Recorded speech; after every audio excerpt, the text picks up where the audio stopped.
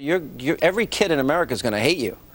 You're taking on Elmo and Sesame Street and Big Bird in your book. Yeah, I kind of want to take him out back and cap him. But no, that's not what the book's about. Ouch. Ouch. No, not at all. But the Primetime Propaganda is really about the liberal bias in the Hollywood industry. I went and spoke to the biggest creators in TV over the last 50 years and had them admit to me on tape that, yes, they bias their programming in a liberal direction. Yes, they definitely discriminate against conservatives in Hollywood. And if you're conservative in Hollywood, you just won't get work. Elmo and Big, how is Elmo liberal?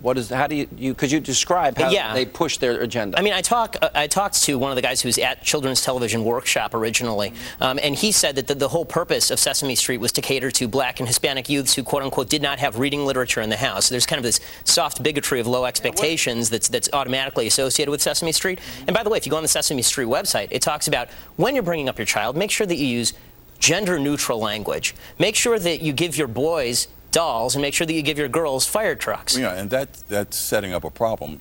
Just this year, a high school in Virginia named a guy who was openly gay as prom queen.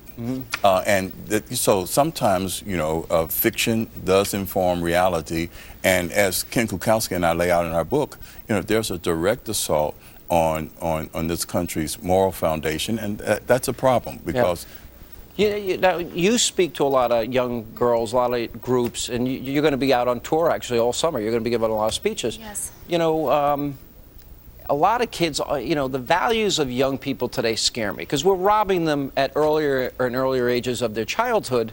They know more, they do more. It's very concerning. They have an access to more media at a younger age than at any other time in our nation's history. And what you're also seeing is more parents at work away from their children, not monitoring what they look at.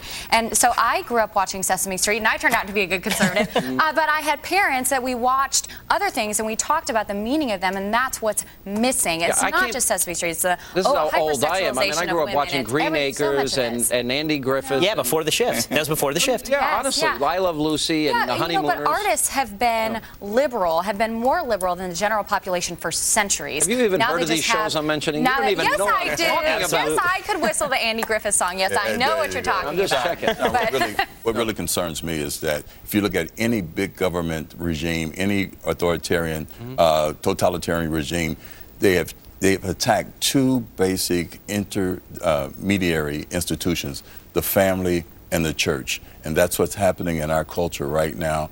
And it sets up an appetite for governmental largesse.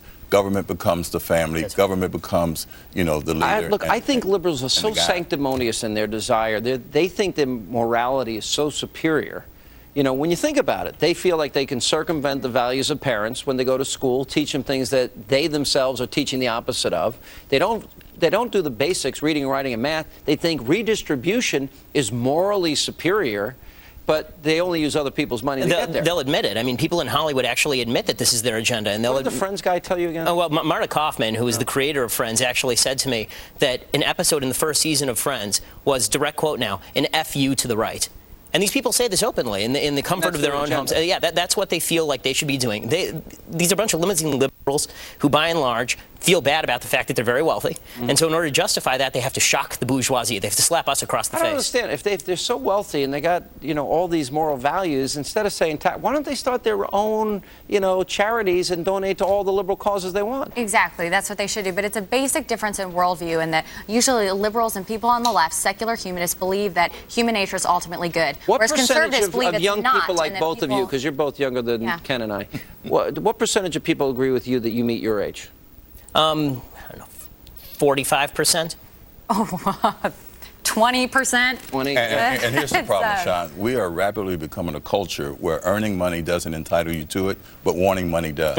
It's been a frontal attack on the old-fashioned work ethic in this country. All right, guys, great panel tonight.